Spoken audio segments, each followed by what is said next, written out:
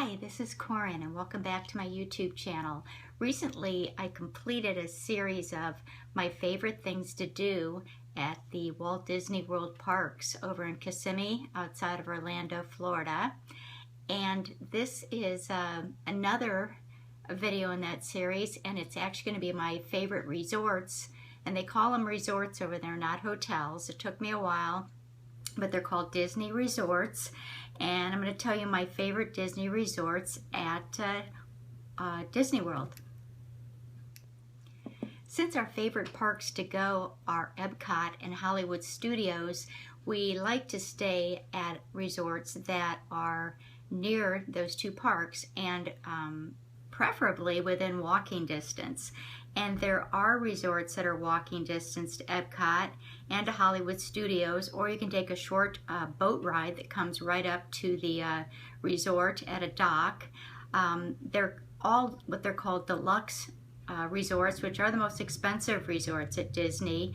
But if you're only going once, it's definitely worth it because they're so beautiful.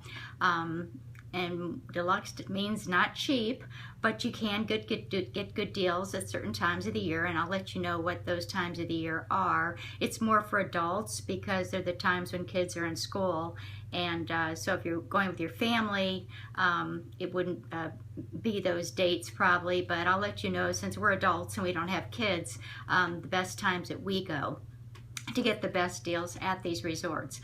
My number one favorite resort to stay at is the Boardwalk, Disney World's Boardwalk Inn. They have beautiful rooms if you just get a standard room, but if you want to really live it up, get a villa. And we've stayed in a one-bedroom villa, and it's like a small apartment. You have a full kitchen, living room, separate bedroom, and actually kind of dual bathrooms. One bathroom just has a sink and kind of a prep area. The other one has a sink, the toilet, and the shower. Oh, there's usually a garden tub also, I think, in the one bathroom. But they're really beautiful, and the thing I like about it is that you can make breakfast in your room, so it saves a lot of money because the average cost of even a basic breakfast at Disney is about $10. So you know, it saves money on breakfast. Sometimes we'll get dinner at the end of the evening at one of the many little eateries on the boardwalk, which are right outside the front door of the resort, and you can bring it back to your room and eat it. If there's bad weather, you can easily get back to the boardwalk from Epcot or Hollywood Studios and hang out there and then be close to the park to go back if you want to after the bad weather passes. But the Boardwalk's definitely my favorite. Second favorite is probably, and I've only stayed there once, but it's the Beach Club, and then it's neighbored by the Yacht Club. And these three resorts are all around the lake, a little lake that is outside of Epcot. And it's literally like a 5-10 minute walk from the resorts to Epcot, probably less from the Beach Club and the Yacht Club. Or they have this little boat you can take that comes right up to a dock outside the resort. So that's very handy. Hollywood Studios is a little bit more of a hike. We don't mind doing it. It's probably 20-minute walk. We walk pretty fast, so it's like a 20-minute walk, or once again, a very short boat ride. Two other, they're actually hotels that are there, the Swan and the Dolphin. And they are not Disney World properties, but they are right near the three resorts I just talked about and are walking distance to both Hollywood Studios and Epcot. They're actually part of the Starwood's hotel chain, which includes the Westin and Sheraton and some others. So if you're a Starwood's member and have points, you can use them towards these two resorts or hotels. I think they're actually called hotels and not resorts. The Swan is the nicer of the two. It's kind of more of a boutique-y hotel, especially by Disney standards, where all these resorts are really big, a lot of rooms. The Swan's smaller. I think it's considered a Westin. And then the Dolphin is much larger, and it's considered part of the Sheraton chain. The only thing to be aware of at those two resorts is when you stay at a Disney resort, you get a band, and the wristband can be used to get in your room. It can be used to charge things. It's used to get in and out of the you get out of the parks. In the parks, you can use it for everything. So you don't have to carry credit cards and cash. Everything goes on your room onto the band. If you stay at the Swan or Dolphin, you have to use a credit card or cash or Disney gift cards or something to pay for things in the park. You'll probably still have your wristband, which gets you in and out, but you can't charge things back to your room. Not sure what that noise was. Anyway, another thing to be aware of at the Swan and Dolphin, their prices can seem like they're less than staying at the Boardwalk, Yacht Club, or Beach Club, which are right nearby. But you must be aware they have a $23 non-negotiable resort fee, which includes your free internet, use of all their health clubs, and all their spas, and all their pool areas, as well as I think you get 2 free waters per room per day, and also all your phone charges, which I don't know if that's really significant since most of us have cell phones, right? Also, if you drive, they have a parking lot and they charge you, and I'm gonna have to look at this because they upped it, $18 to park. So if you drive to the Swan and Dolphin or are going to park, it's going to be an extra $41 tacked on per day to your room fee. So you need to be aware of that. If you stay at a Disney park or a Disney resort, the parking is free. If you are going to Magic Kingdom and want to stay close to Magic Kingdom, once again, there's just deluxe resorts that are within walking distance, and actually only one that's technically within walking distance, and that is the Contemporary, which I believe is one of the first resorts built, if not the first resort.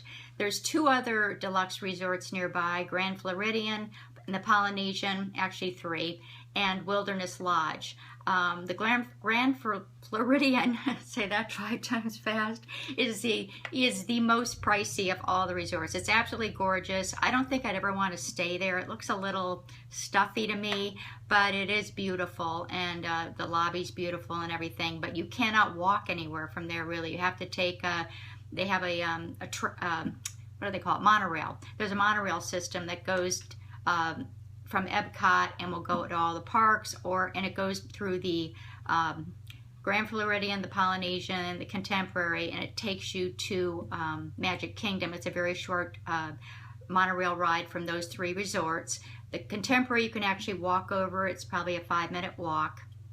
And then the Wilderness Lodge, you actually have to take a boat over because it's kind of on an island or something. I don't know. You can't walk from there to anywhere. You have to take a boat over to Magic Kingdom and then take the monorail to the parks, or you have to, you can always drive, I guess, or there's a bus system that goes from every resort to every park, but I do not like buses, so we usually drive, or for, at Epcot, we can walk and then take the monorail. So be aware of that with the Magic Kingdom resorts.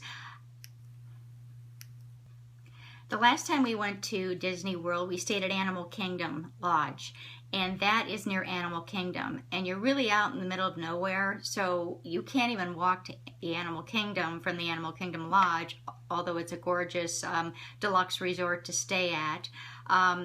You have to take a bus, drive if you have a car, or really just a bus. The monorail does not go to Animal Kingdom or Animal Kingdom Lodge. And I should mention, deluxe resorts, I would say if you can swing it, do it. If not, and most of the rooms, all the standard rooms are pretty much the same at deluxe resorts, just the decor is different depending on the theme of the resort. Then there's a moderate level of resorts, which are also, they're okay. Then the only one I think we've ever stayed at is the Caribbean Beach Club, and that's near the Epcot and Hollywood Studio properties. But you have to take a bus or drive. You can't walk from that resort.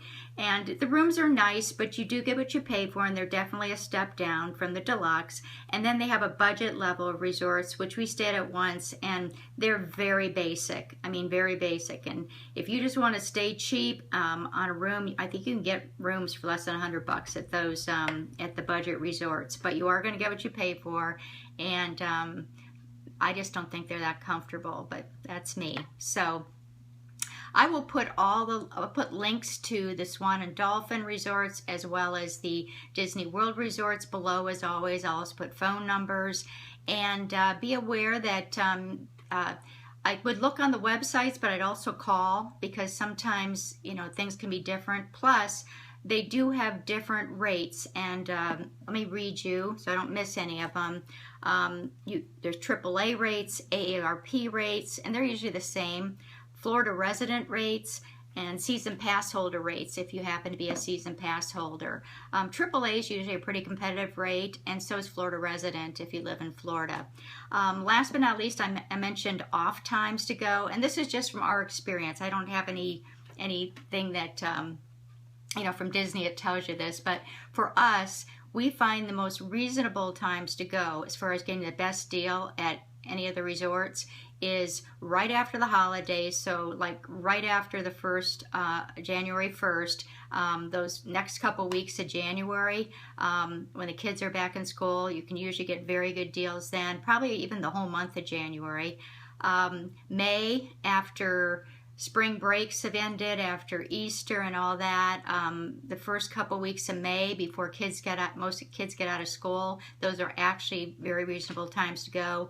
And last is after Labor Day, like even probably most of the month of September, but definitely the week or two after Labor Day, when kids have gotten back in school after that long holiday weekend. That's a very reasonable time to go as well. So if you have any questions about resorts, let me know. I've just told you my favorites. I mean, there's a lot of resorts at Disney that are deluxe, level, moderate, and then budget. So till next time, see ya. Oh, and one other thing, if you want to bring your pet, they do have kennels on site, but none of the resorts will allow your pets unless they're a service dog. So that's something to know. If you want to bring your pet, they do have kennels there. Okay? See you next time.